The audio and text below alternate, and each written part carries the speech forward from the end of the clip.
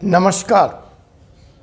4C supreme law partners के इस नए एपिसोड में मैं advocate doctor Ajay Kumar Pandey, supreme court of India, एक बार पुनः आप सब लोगों का स्वागत करता हूं। माफ़ी, करीब 12 दिन से आपको मेरे नए एपिसोड कानून की नई जानकारी देखने को नहीं मिल रहे हैं। घर में कुछ ऐसा हादसा हो गया था जिसके कारण मैं आप लोगों के बीच उपलब्ध नहीं हो पाया। लेकिन खैर चलिए, मैं वापस हूँ आपके लोकप्रिय शो कानून का डॉक्टर में, आज फिर से लेकर एक नया मुकदमा। आप सभी लोगों का धन्यवाद। आपने देखा कि किस तरह से अमेजन, फ्लिपकार्ट, स्विगी, जोमेटो के फेक रिव्यू का मसला जोर पकड़ रहा है और आपने भी इस वीडियो को बहुत बहुत सराहा। धन्यवाद। कानून लगातार अपना काम कर रहा है, व्यापार के तौर तरीके बदल रहे हैं। डिजिटल दुनिया, रियल दुनिया छोड़कर डिजिटल दुनिया, डिजिटल प्रोजेक्ट, डिजिटल प्रोडक्ट्स की तरफ फागम फाग है।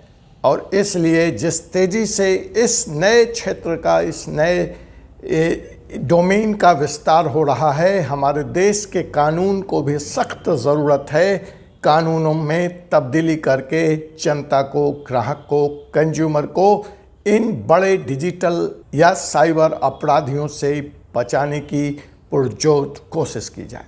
जहाँ तक इसमें हिंदुस्तान का सवाल है, मैं निरंतर हिंदुस्तान इस मद में क्या काम कर रहा है इसकी जानकारी आपको दे रहा हूँ। कुछ और जानकारी चाहिए तो मेरे YouTube चैनल में के कमेंट बॉक्स में जाकर आप मुझे बताएं। खैर, आज का मुकदमा फिर से एक बार डिजिटल डोमेन दुनिया की तरफ है। जी हाँ जनाब, आज का मुकदमा है trademark versus Google ads, trademarks versus Google ads, trademarks versus SEO करने वाले, ट्रेडमार्क्स वर्सेस YouTube चलाने वाले, ट्रेडमार्क्स वर्सेस हर वो वेबसाइट ऑनर, ट्रेडमार्क वर्सेस हर बिजनेस ऑनर, ब्रांड ऑनर।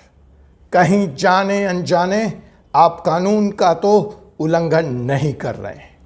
इस मुकदमे में मैं यह भी बताऊंगा कि कहीं आपकी डिजिटल एजेंसी, आपके SEO करने वाले लोग, आपके गूगल एड्स चलाने वाले लोग आपके साथ कोई साजिश तो नहीं कर रहे। सावधान, एक तरफ उनका सस्ता ऑफर है, दूसरी तरफ उनको एक बहुत बड़ी संख्या में लीड लाने का वादा है और आप उनके इस सस्ते और लीड जनरेशन की प्रलोभन में पड़कर कहीं ना कहीं अपने ब्रांड का सत्यानाश तो नहीं कर रहे हैं। ब्रांड का सत्यानाश कर रहे हैं, आपका ब्रांड है जनाब, आपकी मर्जी है, लेकिन कहीं ना कहीं कानून का उल्लंघन तो नहीं कर रहे हैं और आप किसी सज़ा के हकदार और भागीदार तो नहीं बन रहे हैं। यही मुकदमा आज लेकर मैं पुनः आपके बीच में हाजिर हूँ। जी हाँ जनाब, मुकदमा है आम आदमी वर्सेस डिजिटल दुनिया, मुकदमा है ब्रांड ऑनर वर्सेस डिजिटल दुनिया। तो देखिए, तमाम SEO करने वाले मेरे मित्र, YouTube चलाने वाले मित्र, जो TRP के चक्कर में, जो लाइक्स के चक्कर में, सब्सक्राइब के चक्कर में कुछ न कुछ जाने अनजाने करते हैं। खैर, कानून जाने अनजाने दोनों को एक ही परिभाषा में तौलता है, एक ही तराजू पे रखता है और सज़ा बराबर मिलेगी। जी हाँ जनाब, अगर गलती हुई है तो सज़ा बराबर मिलेगी। इसीलिए एडवोकेट अजय कुमार आपसे यह कहते हैं, कानून जान लीजिए। और अभी तक अगर नहीं जाना है तो YouTube channel 4C supreme law partners को सब्सक्राइब कर लीजिए, बेल आइकन बटन को दबा लीजिए ताकि आपको कानून की ताज़ा तरीन जानकारी जो आपके मतलब की है, जो आपके रोज़मर्रा की ज़िंदगी की है, आप तक समय से पहुंच सके। तो इजाज़त हो तो आज का मुकदमा शुरू करते हैं। बड़ा ही दिलचस्प मुकदमा है। यह मुकदमा दिल्ली हाई कोर्ट की जानिब से पेश खिदमत है आप तमाम मेहरबानों को, कदरदानों को, मेरे चाहने वालों को और कानून से प्रेम करने वालों को, राष्ट्र प्रेमी वक्तों को। जी हाँ जनाब, तो यह मुकदमा बड़ा दिलचस्प है। जैसा कि पहले मैं मुकदमे पे से थोड़ा सा मैं प्रक्रिया आपको समझा दूं कि आजकल डिजिटल व्यापार का युग है, डिजिटल दौड़ का युग है। अब आपने अपना एक वेबसाइट बना लिया है, लेकिन वेबसाइट का होना ज़रूरी है, लेकिन सिर्फ वेबसाइट का होना ही ज़रूरी नहीं। वेबसाइट तो समंदर में एक विशाल वेब दुनिया में www की जो दुनिया है उसमें आपके वेबसाइट का प्रेजेंस समुंदर में एक सुई के बराबर है। तो यह तो पहला स्टेप है। तो जो दूसरी कवायद आती है या जो दूसरी मांग होती है, या जैसा आपके डिजिटल मार्केटर्स या एडवर्टाइजर्स या एजेंसी वाले आपको बताते हैं कि जनाब आपकी वेबसाइट पे ट्रैफिक लाना पड़ेगा, लोग आएँ, क्लिक करें, तो उसके लिए वो तरह तरह का आपको ऑफ़र देते हैं। क्या क्या ऑफ़र है जनाब? हम SEO के ज़रिए आपके वेबसाइट पे ट्रैफिक बढ़ाएंगे। Good enough, no problem. और क्या करेंगे जनाब? इसको तो हम, इसमें भी दो प्रक्रिया है, पेड और अनपेड, जिसको तकनीकी की भाषा में ऑर्गेनिक और नॉन ऑर्गेनिक की बात हम करते हैं।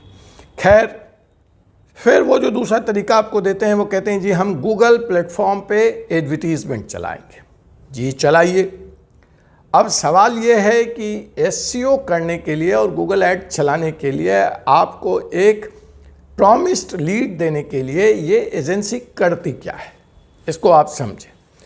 आपका व्यवसाय मसलन 4C लॉ पार्टनर मेरा व्यवसाय है, तो मैंने इसको रजिस्टर्ड करा के रखा है 4C सुप्रीम लॉ पार्टनर्स के नाम से, ये मेरा ट्रेड। लेकिन इसको जानता कौन है? अब अगर हम इस नाम को लेकर के ऐड चलाते भी हैं, SEO करते भी हैं, तो रिज़ल्ट आने में, लीड आने में बहुत वक्त लगने वाला है। तो ये जो शॉर्टकट अपनाते हैं वो गूगल की दुनिया में फिर जाते हैं और मोस्ट सर्च कीवर्ड सर्च करते हैं, जिस पे लोग आजकल जिसकी मांग है सबसे ज़्यादा। और वो गड़बड़ करने वाले तो खैर कोई भी मोस्ट सर्च कीवर्ड उठा करके आपके सर्च इंजन में चेप देते हैं। यस, बिल्कुल चेप देते हैं। विषय आपका कुछ है, कीवर्ड कुछ है, खैर ये अलग बात है। लेकिन मेरा जो विषय है वो ये है कि वो सिमिलर साउंडिंग, सिमिलर दिखने वाले, लेकिन जो ज़्यादा बहुत प्रचलित हैं, जो बहुत सर्च में इस वक्त चल रहे हैं, उन कीवर्ड्स को उठाकर मेरे साथ मेरे सर्च इंजन ऑप्टिमाइजेशन में या गूगल एड्स में या यूट्यूब में टैग में, मेटा टैग के रूप में वो उसको यहाँ पे चिपका देते। और ये परंपरा चल रही थी, सब लोग इसमें इस्तेमाल कर रहा था। अब मेरा बिजनेस कानून का है, तो मैं ज़्यादा से ज़्यादा कितने ट्रेडमार्क ले लूँगा? अपना एक नाम का मैंने ट्रेडमार्क लिया हुआ है, वो नाम अभी पॉपुलर है नहीं, इसलिए उससे ट्रैफिक आएगा नहीं। तो ये एडवर्टीजमेंट एजेंसी वाले ऐसी कीवर्ड्स के सहारे ट्रैफिक को बढ़ाने का प्रयास करते हैं और आपको रिजल्ट देते हैं। अब कई बार इसमें जो ब्रांड ओनर है वो इन प्रक्रियाओं की डिटेल्स में नहीं जाता और एजेंसी वाले भी उसको समझाते नहीं हैं। वो एक फीस कोट करते हैं और परफॉर्मेंस बेस्ट बात करते हैं कि साहब हम आपको इतनी ग्रांटेड लीड ला करके दे देंगे, और वो लीड से बिजनेस कन्वर्ट हो जाता है एंड एवरीबडी इज़ हैप्पी। मैं भी खुश, तुम भी खुश। अब इसके बीच में कानून कहाँ आता है या कहाँ है, इसकी जानकारी नहीं है, या इसके बारे में कोई भी आदमी सीरियस नहीं। खैर, कल तक तो जो चल रहा था वो अच्छा था, जो हो गया वह भी अच्छा है, लेकिन अब नहीं होगा। जिस तरह से फेक रिव्यू चल रहा था, अच्छा था। अब आपने देख लिया कि सरकार ने उस पर सख्त कानून ला दिया और सजा का प्रावधान कर दिया। वही मसला अब कीवर्ड को लेकर है। बड़ी साफ सी बात उभर कर सामने आई है एक मुकदमे के हवाले से दिल्ली हाई कोर्ट में। जी हाँ जनाब, आपने नाम तो सुना ही होगा, बहुत बड़ी ट्रैवल की कंपनी है जनाब, उसका नाम है मेक माई ट्रिप। जरूर सुना होगा, बहुत पॉपुलर ब्रांड है, आपने इस्तेमाल भी किया होगा। तो मेक माई ट्रिप वर्सेस booking.com, यह मुकदमा दिल्ली हाई कोर्ट में आया। मुकदमा क्या था जनाब? मेक माई ट्रिप ने Booking.com, जो एक इंटरनेशनल बिजनेस प्लेटफॉर्म है, तमाम दुनिया में काम करती है, उस पर यह आरोप लगाया कि जनाब मेक माई ट्रिप इज़ मेरा ट्रेडमार्क है, ये रजिस्टर्ड ट्रेडमार्क है हिंदुस्तान में, हिंदुस्तानी कानून के अनुसार।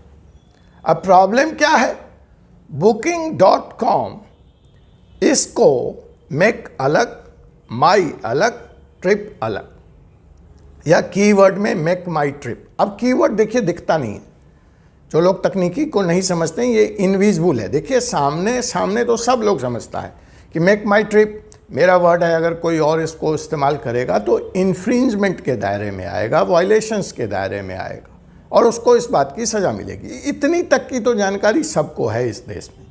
लेकिन कीवर्ड जो कहीं मैं अंदर जा कर के मेटा वर्ड्स, मेटा टैग्स जो दिखता नहीं है, विजिबल नहीं है, उसका इस्तेमाल एसईओ या अपने यूट्यूब चैनल को डिस्क्रिप्शंस में डालकर प्रमोट करने के लिए या गूगल एड्स पे लोग करते हैं। वो दिख तो रहा नहीं, और वो अल्टीमेटली जब कोई व्यक्ति जा कर के वेबसाइट पे यह सर्च करता है मेक माई ट्रिप, उसको कहाँ जाना है, उसको बुकिंग करनी है मेक माई ट्रिप से।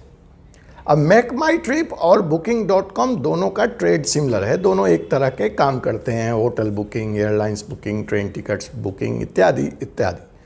अब मैं मेक माई ट्रिप बहुत पॉपुलर ब्रांड है, मैं गूगल पे गया, आज मुझे मुंबई जाना है, मैंने सर्च में डाला मेक माई ट्रिप, सामने क्या खुला, Booking.com फर्स्ट नंबर पे। अब आदमी सोचता है यार ये क्या है, कोई ऑफर खुल गया वहाँ पे, और मैंने Booking.com से मेक माई ट्रिप समझते हुए जाने अनजाने में धंधा कर लिया। अब नुकसान किसका हुआ, मेक माई ट्रिप का। अब दिख तो कुछ नहीं रहा है, मैं तो गूगल सर्च किया मेक माई ट्रिप, मुझे मिला क्या, Booking.com। तो अब Booking.com तो कहीं भी अपने वेबसाइट पे दिखने वाले अपने पैम्पलेट में, अपने रसीद बुक पर मेक माई ट्रिप नहीं लिख रहा है, तो कहाँ से इन्फ्रिंजमेंट हो गया, ये कहाँ से Booking.com के ट्रेडमार्क की चोरी हो गई। लेकिन हाँ जी हाँ जनाब, ऐसा ही एक मुकदमा दिल्ली हाई कोर्ट में आया, जहाँ पे मेक माई ट्रिप ने Booking.com पर यह आरोप लगाया कि इनविजिबल कीवर्ड्स के जरिए मेरे ट्रेडमार्क राइट की, रजिस्टर्ड ट्रेडमार्क राइट की वायलेशन Booking.com लगातार कर रहा है, और इसके लिए इसको दंडित किया जाए, प्रताड़ित किया जाए, इसको रोका जाए इनविजिबल कीवर्ड्स के सहारे। तो दिल्ली हाई कोर्ट ने Booking.com और गूगल भी इसमें पार्टी था कि तमाम तर्कों को दरकिनार करते हुए यह आदेश पारित किया कि हाँ, इनविजिबल तरीके से भी अगर रजिस्टर्ड ट्रेडमार्क का इस्तेमाल किया जाएगा तो this is the violation of Indian trademark law, this is infringement, this is passing off. और न्यायालय ने यह स्पष्ट कर दिया कि this is the settled law of the India that use of even in invisible way, the invisible use of the meta tags are the infringement of the trademark. बहुत बड़ा फैसला, डिजिटल युग के लिए डोमेन क्लियर कर दिया high court ने, और स्पष्ट कर दिया the importance of trademark law पर से द डिजिटल वर्ल्ड। डिजिटल दुनिया में ट्रेडमार्क की पुनर्स्थापना, ट्रेडमार्क लॉ की स्थापना, डोमिनेंस स्थापित हुई इस निर्णय के बाद। जी हाँ जनाब, मैं समझता हूँ विषय वस्तु और मुद्दा आपको क्लियर है। अगर आपका कोई सवाल है तो निश्चित तौर पे कमेंट बॉक्स में मुझे बताएं, मैं उसका जवाब देने का कोशिश करूँगा। आज मैं यह मुकदमा यहाँ समाप्त करूँ इसके पहले मैं आपको यह भी बता दूँ कि अगर इस मुकदमे में, इस निर्णय के आने के बाद आप तमाम एसईओ करने वाले, आप तमाम गूगल ऐड करने वाले, चलाने वाले, आप तमाम यूट्यूब में कीवर्ड्स का इस्तेमाल करके अपने लाइक और सब्सक्राइबर को बढ़ाने वाले, चंद पैसों की लालच में कि यूट्यूब मुझे पैसा देगा, अगर आप समय से पहले नहीं सावधान हुए तो भारतीय कानून के तहत आप दंड के भागी होंगे, आपके खिलाफ कानूनी कार्रवाई होगी। और मैं आपको यह स्पष्ट बता दूं कि इस कानून के दायरे में दोनों तरह की सज़ा का प्रावधान है। सिविल रेमेडीज़ भी अवेलेबल है और क्रिमिनल रेमेडी भी अवेलेबल है। सिविल में मैं इंजंक्शन के लिए अप्लाई कर सकता हूं, मैं रोक की मांग कर सकता हूं, मैं आपसे आपके बुक्स ऑफ अकाउंट्स की मांग करके प्रॉफिट की मांग कर सकता हूं, मैं गुड्स सीजर की बात कर सकता हूं। और क्रिमिनल में आपको जेल जाना पड़ सकता है। जी हाँ जनाब, कम से कम 6 महीने और ज़्यादा से ज़्यादा 2 साल। रिपीटेड ऑफेंस के लिए यह जेल की सज़ा कम से कम 1 साल और ज़्यादा से ज़्यादा 3 साल की हो सकती है। फाइन भी होगा जनाब, कम से कम फाइन 50,000 रुपये और ज़्यादा से ज़्यादा 2 लाख। रिपीटेड ऑफेंस की हालत में यह फाइल 3 लाख तक जा सकती है। और इतना ही नहीं, यह सिर्फ वायलेशन करने वालों पे सज़ा लागू नहीं होगी। इंडियन ट्रेडमार्क्स एक्ट के अनुसार और भारतीय कानून के अनुसार जो लोग इसमें सहभागी होंगे, जो लोग उसका कॉपरेट कर रहे होंगे, जो लोग सेल के लिए ऐसे इन्फ्रिंज ट्रेडमार्क्स गुड्स को अपने यहाँ रख रहे होंगे, वह भी सज़ा के प्रतिभागी होंगे। तो ध्यान रख लीजिए ब्रांड ऑनर, कहीं आपके पीठ के पीछे लीड देने या सस्ते डिजिटल एडवर्टीजमेंट करने के चक्कर में आपको सज़ा का भागीदार तो नहीं बनाया जा रहा। और अगर ऐसा हो रहा है तो एज ए ब्रांड ऑनर आप जिम्मेवार हैं। और मैं चेतावनी दे रहा हूं कि डिजिटल मार्केटिंग करने वाली एजेंसियां, एसईओ करने वाली एजेंसियां, यूट्यूब पे लाइक बढ़ाने वाली एजेंसियां, आप भी नहीं बचेंगे। जैसे फेक रिव्यू डालने वाले लोग अब कानून के दायरे में हैं, वैसे ही कानून की नज़र अब एसईओ करने वाले लोगों पर, कीवर्ड के गलत इस्तेमाल करने वाले लोगों पर भी है। आपसे मुलाकात होगी एक ऐसे ही विषय के साथ, ज्वलंत विषय के साथ, अगले मुकदमे में। तब तक के लिए मुझे डॉक्टर अजय कुमार पांडे को विदा दीजिए। अगर आपने चैनल को सब्सक्राइब नहीं किया है तो आप चैनल सुप्रीम लॉ पार्टनर्स को सब्सक्राइब कर लें, बेल आइकन बटन को दबा दें। हमेशा की तरह इस वीडियो को अपने दोस्तों, अपने साथियों के बीच शेयर करें ताकि कानून की जागरूकता, कानून की जानकारी आम लोगों तक सुलभ तरीके से पहुंच सके। आपसे मुलाकात होगी। जय हिंद, जय भारत।